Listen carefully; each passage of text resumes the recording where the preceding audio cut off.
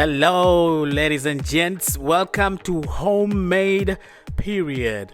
And on today's episode, or rather today's video, I'll be sharing to you one of my newest arrivals, or rather newest recipes. I've never tried eating this, but I am pretty excited by how it turned out. And it was all an experiment, not until I realized it's gonna be actually amazing. Anyways, thank you so much for those who are following. Thank you so much for those who are subscribing and sharing my videos. Welcome to Homemade Period. We appreciate your support. We appreciate your love. We appreciate your comments. Don't forget to subscribe. Don't forget to click that notification button so you can get exclusive preparations of wonderful homemade food. And with that, we will go right to it. So in today's episode, I came across this thing called barley.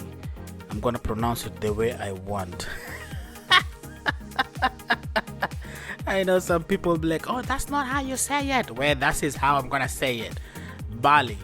And what came to my mind was, why not treat it as rice and just make a barley fried rice? So here we go. I got a few ingredients here.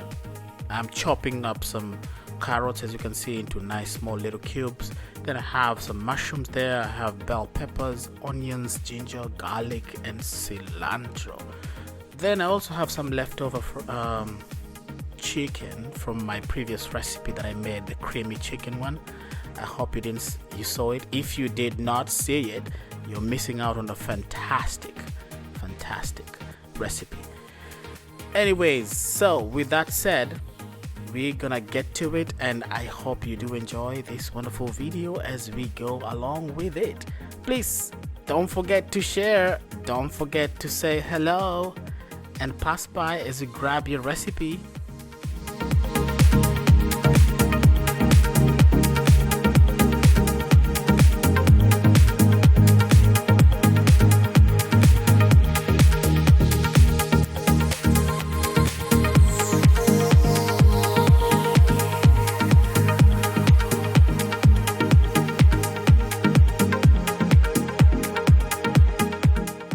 And we are back. So here I'm just gonna go deep into the process here now. Okay, so I got some oil really boiling up and feeling so hot in the pan. Drop in all the chopped up vegetables, starting with the carrots, then put on the mushrooms and the onions and the wonderful, beautiful bell peppers. Let them saute,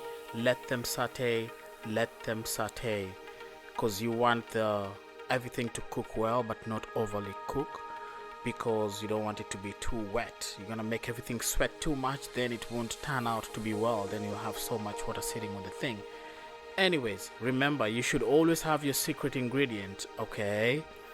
And for this recipe, I used soy sauce, a lightly sodiumed soy sauce, and that would help me take this to the next level in terms of saltiness, so that I don't have to use too much salt. And remember to always add in your mushrooms and your leftover chicken. Don't throw your chicken away or feel like, oh, I don't have anything to do but the chicken. No. Make sure you use your leftovers creatively. That's the work of an artist in the kitchen. I mean, people don't realize how much chefs are also artists. I'm not saying I'm a chef, I'm just a nice cook. Wait till you taste my food. Oh yeah, look at that. Yeah, that already looks so good, and it could go with anything.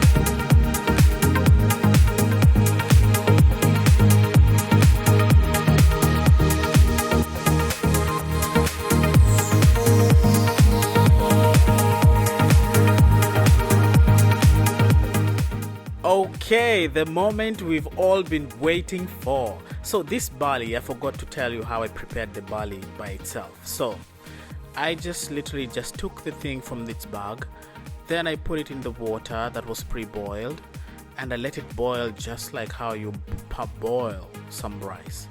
Put in some salt, some olive oil, let it boil, then take a spoon and put it in your mouth and taste it. Taste it. Always taste your food. Don't be scared to taste your food. Some people like to touch the food and squeeze it and be like, oh, it's ready. No, taste the food. Oh my gosh. Anyway, that aside. So get your barley, let it cool down, prepare your wonderful veggies the way you want it. You can put chicken, you can put any kind of protein you want, tofu, tempeh. Oh boy, look at that. Fried barley indeed. Yeah boy, yeah. Anyways, this is it. There you have it. I hope you try it. I hope you love it.